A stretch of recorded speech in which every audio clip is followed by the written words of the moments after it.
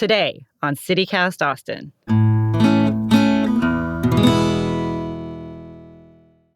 For some of us, King of the Hill was must-see TV for years. It was set somewhere in the DFW Metroplex, and we watched as the show's characters navigated life as open-minded, kind-hearted, conservative-leaning Texans who weren't too keen on change. Now, 16 years later, Mike Judge has rebooted his cartoon for adults, and this 14th season is a must-see, especially for Austinites in these divisive times. Why is that, you ask? Well, dang it, Bobby, you're just gonna have to listen up.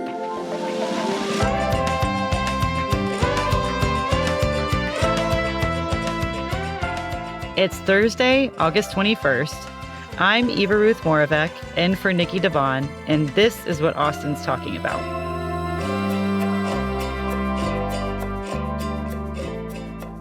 Hello, I am here today with Brian Garr, and he is a comedian as well as a writer for The Barbed Wire and wrote a blockbuster story, investigative deep dive into King of the Hill, the reboot. Hi, Brian. Hi, how are you? Thanks for having me. Thanks for being here. So King of the Hill is, an animated series that ran for 13 years, and now it is back. It's been rebooted. It's a commentary on the world and life in Texas, especially right now. And the latest season debuted right here at last year's South by Southwest in Austin. What are some of the other Austin Easter eggs, if you will, or ties to King of the Hill? Gosh, that's a really good question. I've always thought of King of the Hill as like more of suburban DFW. Mm-hmm. The Metroplex. Yeah. Now, somebody will bust me on this, but I don't know if they've ever really narrowed down where Arlen is, but in the reboot, like Bobby is in Dallas, like working at his restaurant. But I'm sure, gosh, now I'm trying to think of some awesome, I'm sure they have, like, because they have referenced like every part of Texas. Like, right. They had a whole episode about Wichita Falls, Texas, where I grew up, Nice. Dallas with the Cowboys. So I think one of the great things about it is I feel like it's accessible if you're outside of Texas, but if you're in Texas, there's so much stuff that only you will know. Yeah. And honestly, I'm a little bit surprised that like Bobby didn't end up in Austin. I could have seen that, but that's right. King of the Hill is, the main character is Hank Hill. I think we can all agree. The patriarch of the family. For sure. Selling propane and propane accessories. But now he's retired. He had gone to Saudi Arabia for some time. And in the reboot, he and Peggy are back in Texas on their sacred ground. So yeah, that's right. He, I forget how many years it is. In my mind, it's like 13, 14 years, something like that. Yeah, that sounds right. And it's very rare. I feel long enough for us to grow up. Yeah, exactly. Right. Because Bobby is like, I think 20 now. Yes. Or like in his early 20s. And yeah, it's rare that an American series advances in time like that, because like The Simpsons, like they're all still the exact same age as they were in 1990. Right. So yeah, it's cool to see it. And I think it really did breathe kind of fresh life into it, because now like everyone's kind of different. Like right. They're still drinking beer in the alley, but they're retired. Like Peggy's kind of going stir crazy. You can tell like there's not a lot to do. And Hank is kind of buzzing around and still trying to do chores. But yeah, I think Bobby and kind of watching him navigate adulthood, to me, it's like one of the best parts of the reboot. Yeah. Totally.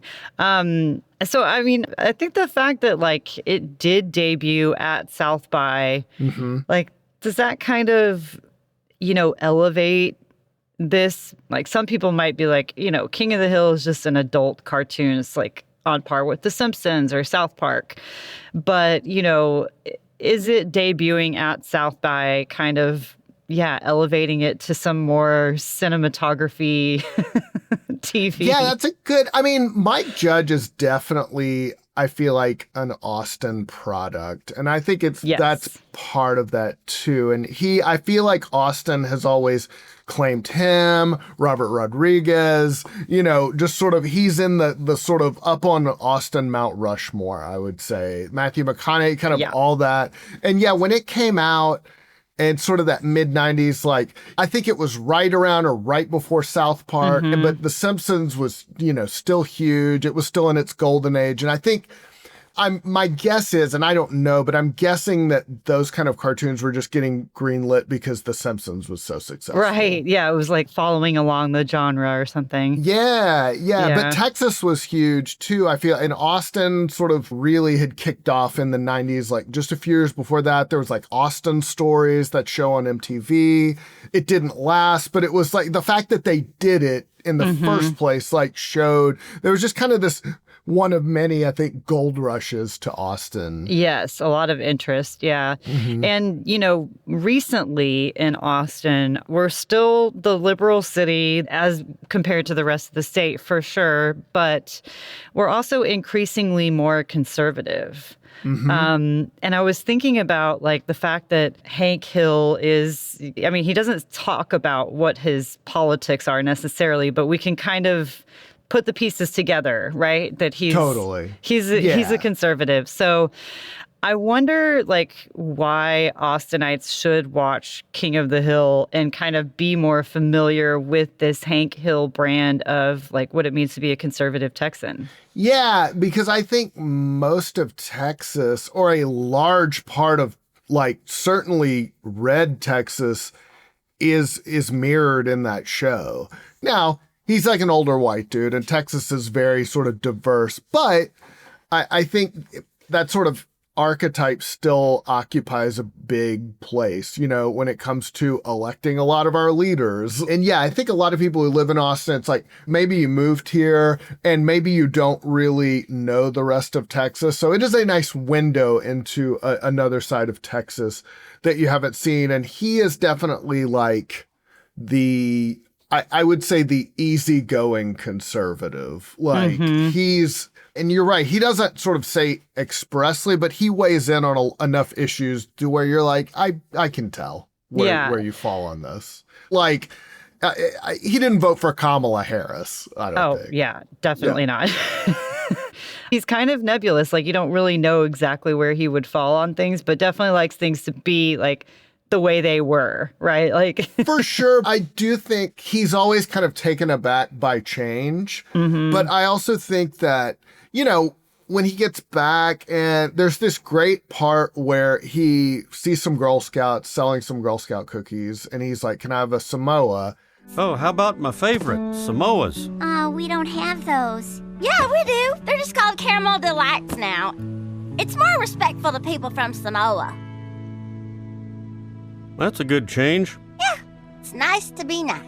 And he kind of gets it. Like, he doesn't want to be like a jerk about it. And I think that's kind of what separates him from like, I would say sort of aggressively crappy, right winger. Like, I don't think he's like that. Like, I think Hank like is sort of respectful willing disagreement more than Yeah. And there's kind of an argument, like some people make the argument, there was an article in the New Yorker, like, well, that doesn't really exist. And it's sort of sanitizing like the right and the modern conservatism, and it's a lot meaner than what he is. And maybe it is, but it's nice. Like, I we also pretend?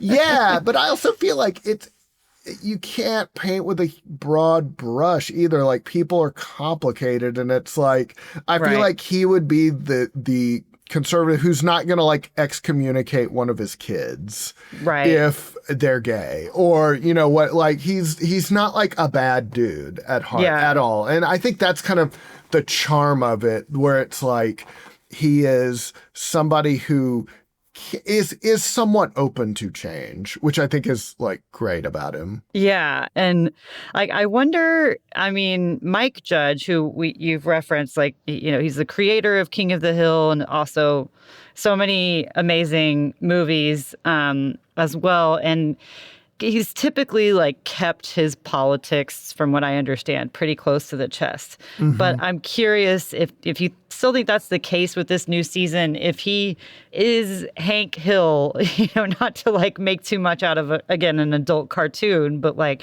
how much it tracks, you think, with Mike Judge's politics. I don't know. My guess is, in watching the show, is that he is trying to appeal to as broad an audience as possible. And I think if Hank puts a Trump sign on the front yard or wears a MAGA hat, like half of the audience would go away, maybe even more for King of the Hill. And so I think it would be very stupid to do that. And he doesn't strike me as a stupid person at all. So, I'll bet that's very intentional to keep it kind of, well, there are just some areas that the show is not going to go. Whereas, in real life, I think maybe he would be more explicit, about certain things. But maybe it is a little sanitized on that end. But I don't know. I don't know where Mike Judge stands. It's interesting because before that, he did Beavis and Butthead, and that was huge. But that was just sort of more of a raunchy kind of kind of bratty kids watching TV and saying, hair metal sucked, and anything that wasn't, essentially heavy metal was crap. Yeah, and it's like King of the Hill's so much smarter than that show, and it's so much better done. It's so much more interesting, and I remember being like, "Damn, this is like, where did this come from? This is totally different."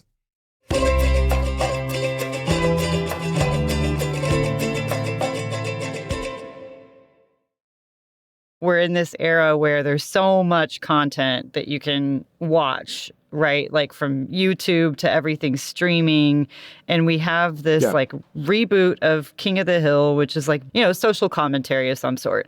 We also have South Park, which is like, based in Colorado. And it's taking this very in-your-face approach to politics and the social commentary of now.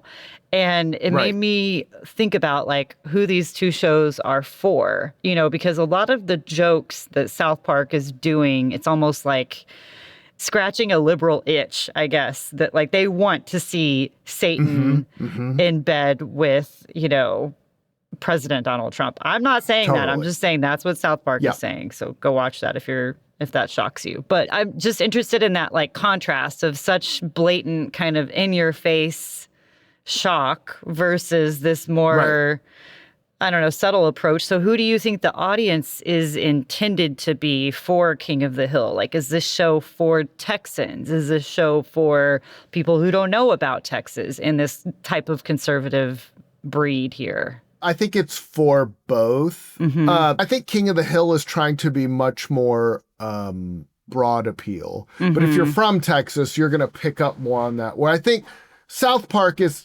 like a national show. Right. And I think they've always been very political, and they've always sort of made fun of current events. They've always made fun of both parties. They've always made fun of, kind of whoever. I think everyone is fair game. right and left. And I think King of the Hill is trying to be more broad. But I also think Texas is sort of this international brand where it's like, even if you're not from here, you've heard about it. But if you live in Texas, like, again, there's like multiple references to, kind of his love of the Cowboys and middle America, drinking beer with your buddies and, just kind of being neighborly, I think. But he's like I wrote in the piece for the Barbed Wire, he's that relative who, you love, you have a great time with. You're just not going to talk about politics with. Right. Like, you're not going to talk about religion. You're not going to talk about kind of... and I feel like we all have relatives like that, where it's like, especially now, it's like, at some family reunion, it's like, maybe I'm not going to bring up, Elon Musk or deportations. Right. Yeah, for sure. There's also this idea that there is a growing genre of stuff being made for a more conservative audience, right? And that like maybe, this is an example of that because maybe, we're going pretty soft, like you were saying, with the New Yorker piece, they commented that basically King of the Hill went a little too soft on conservatives, and some of this stuff is like idealistic that these types of conservatives exist in this day and age? I mean, what do you think about it being for conservatives? I don't know. I mean, because I don't think the show is that much different from what it was in the 90s and the 2000s. So if they completely changed it, then maybe. But I think the ethos of the show is still pretty much the same. So I also feel like sort of saying that it soft pedals, conservative. I talk about it in the article. Again, it's like, maybe. But also, that's a person who is writing for The New Yorker who may or may not have ever been to Texas, but those of us who live in Texas, we live with this every day. So it's like you figure out how to coexist in some way, like by having no-go zones or, I don't know, moving to Austin and never leaving. Yeah, making jokes. Right.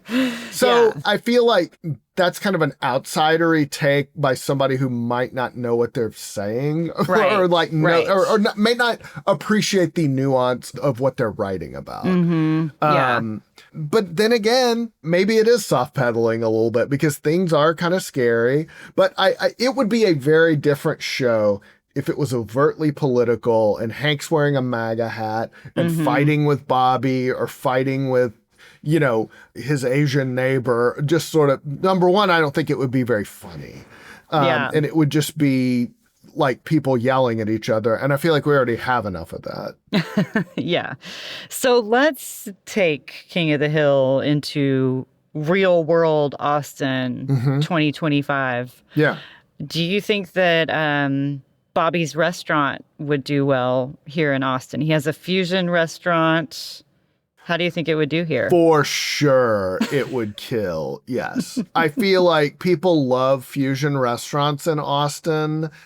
Just as a matter of principle, I feel like it would be on South Lamar. There would be like 4 tables max. You wouldn't be able to get in, and it would be like $1,000 once you're done, or just something super expensive.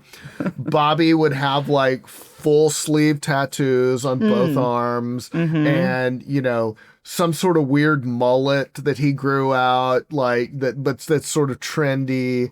I think it would kill in Austin. Yeah, definitely. And where would you put, like, which neighborhood would you put their little alley in, the houses and the alley where they hang out and drink all the time? Oh, that's a great question. They're not rich enough to live in Terrytown or west of Mopac. Yeah. Maybe like Pflugerville or like South Austin, south of Slaughter.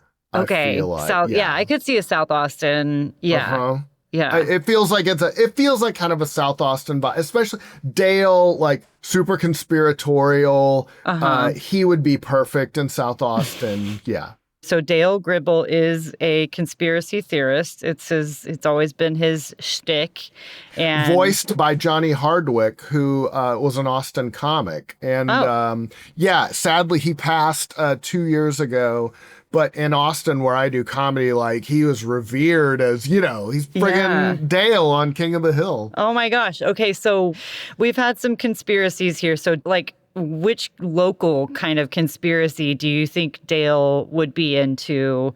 Whether it's like, the Rainy Street Killer or maybe the whole Jade Helm training exercise from a few years ago? All of the above. Yeah, all of the above, for sure. Yeah, he would have been some of those people, like, out there when Jade Helm was supposedly happening. Yes.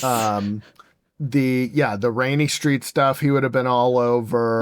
I feel like Austin has always been a haven of conspiracy. Like Austin, I think it's becoming more sort of that libertarian who smokes weed. I mean, we've always had that, but I think it's becoming more and more like that. Interesting.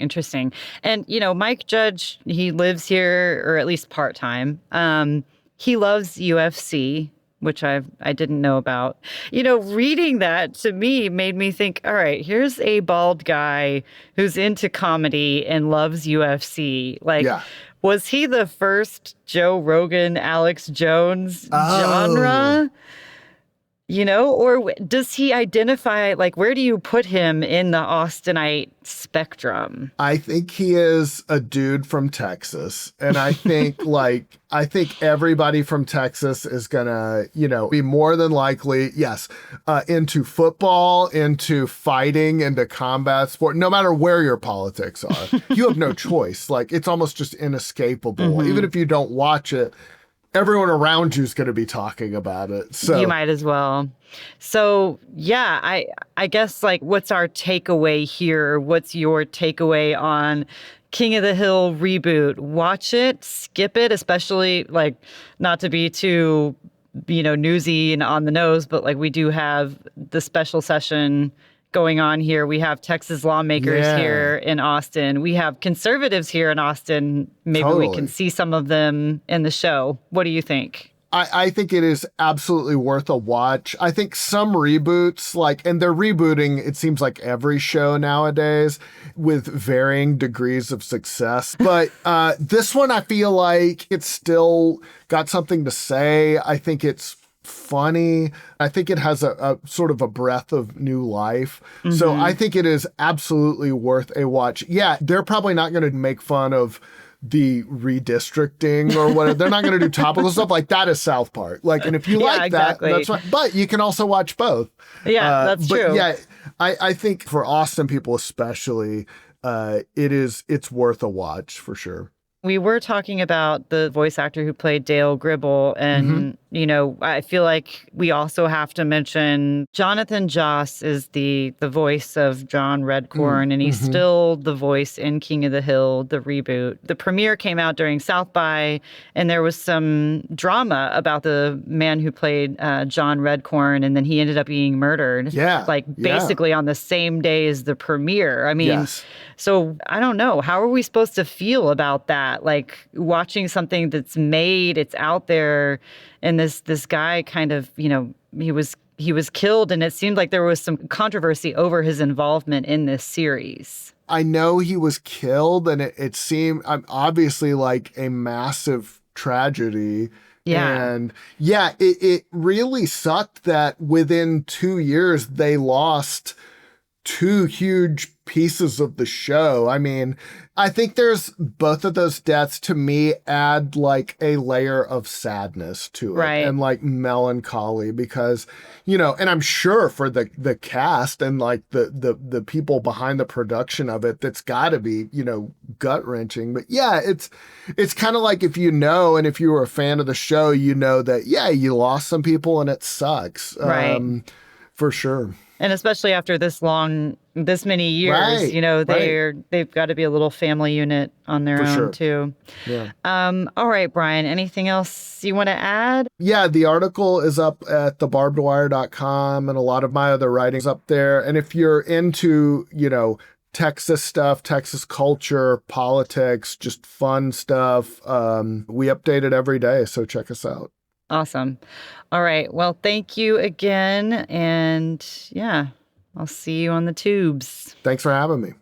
Before I let y'all go, we're doing our annual audience survey right now, and we'd really love to know what you think. So help us help you by going to citycast.fm/survey right now. It'll only take you 7 minutes to take this survey, we know because we've timed it, and you can do it while your next episode of King of the Hill is loading. We know you need a break anyway.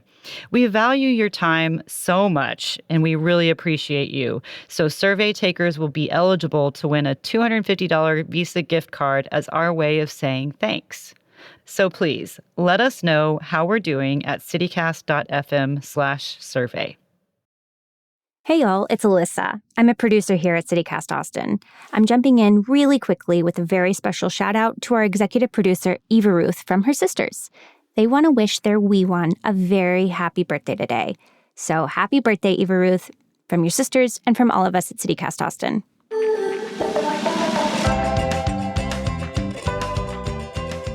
That's all for today here on CityCast Austin.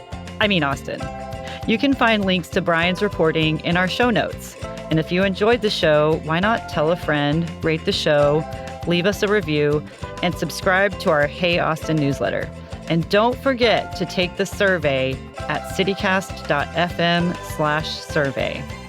We'll be back tomorrow morning with more news from around the city. Bye, y'all.